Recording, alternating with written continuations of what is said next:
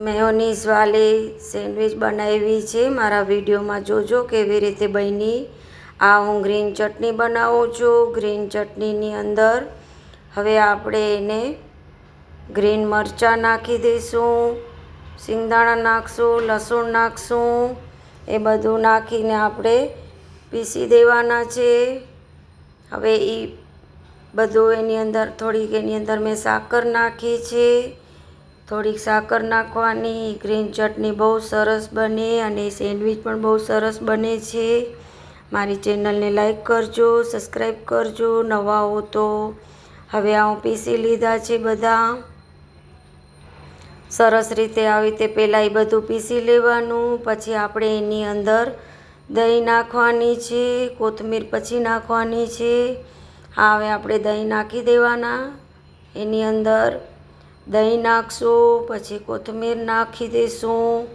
એ બધું નાખીને આપણે બનાવી દઈશું મસ્ત રીતે સેન્ડવિચ.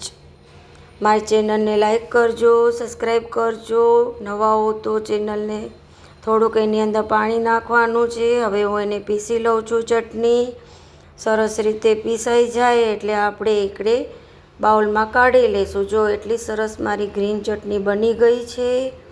કેટલી સરસ બની ગઈ જો મારી ગ્રીન ચટણી.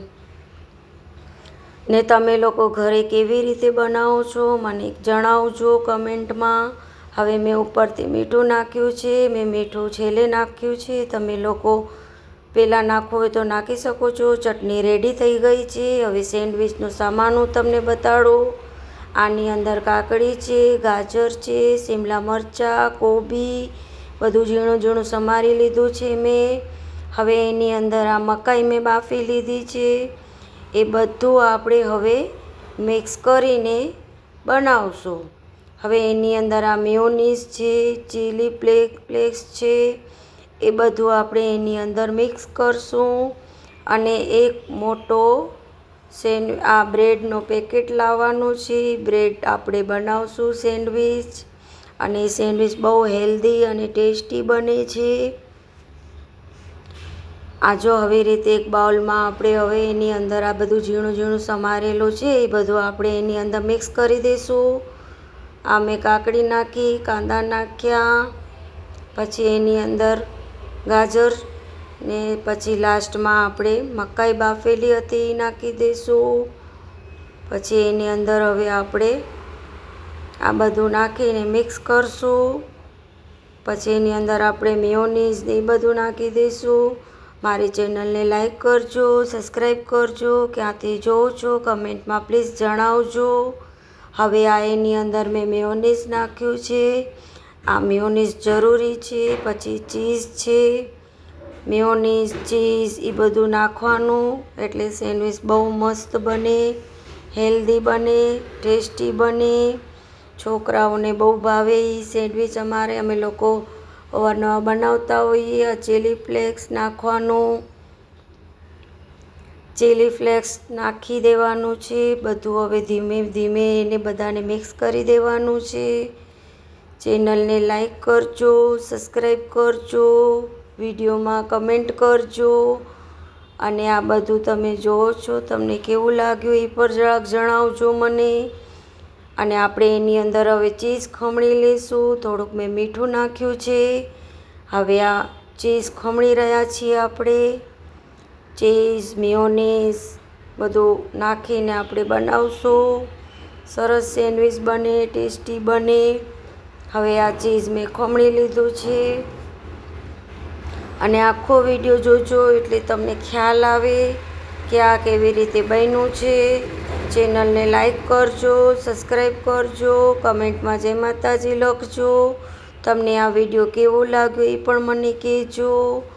અને હવે તમને આવા વિડીયો ગમતા હોય તો આપણે એવા વિડીયો બનાવશું. હવે આ મિક્સ થઈ ગયું છે. હવે આપણે બે બ્રેડ લઈ લઈશું. બ્રેડની ઉપર એને આપણે લગાડી દઈશું. પછી આપણે એને આવી રીતે બ્રેડની ઉપર થોડું થોડું નાખી દેવાનું છે.